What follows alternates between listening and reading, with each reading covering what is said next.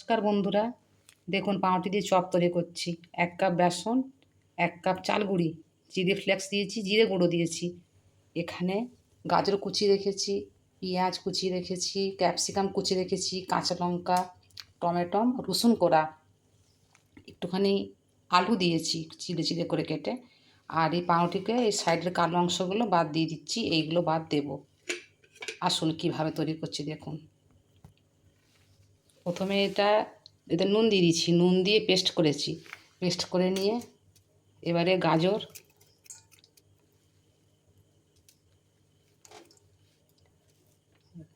পেঁয়াজ, tomato, capsicum, কাঁচা লঙ্কা, রসুন কোড়া,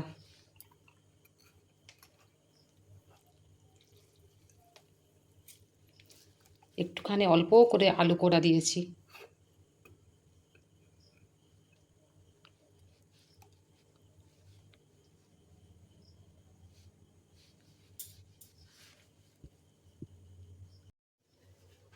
বন্ধুরা, এতে সব রকম দিয়ে দিয়েছিলাম। এতে মেথি পাতাকে ভেজে দিচ্ছি।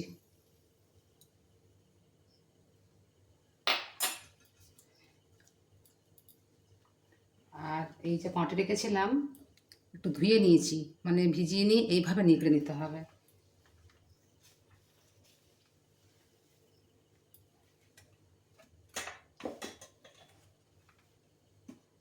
তিনটে পাউরুটিকে এইভাবে টিপে নিয়ে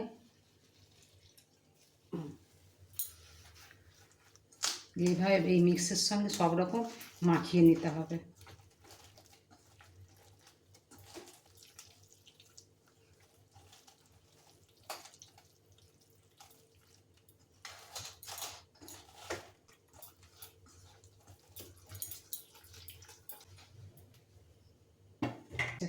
দেখুন,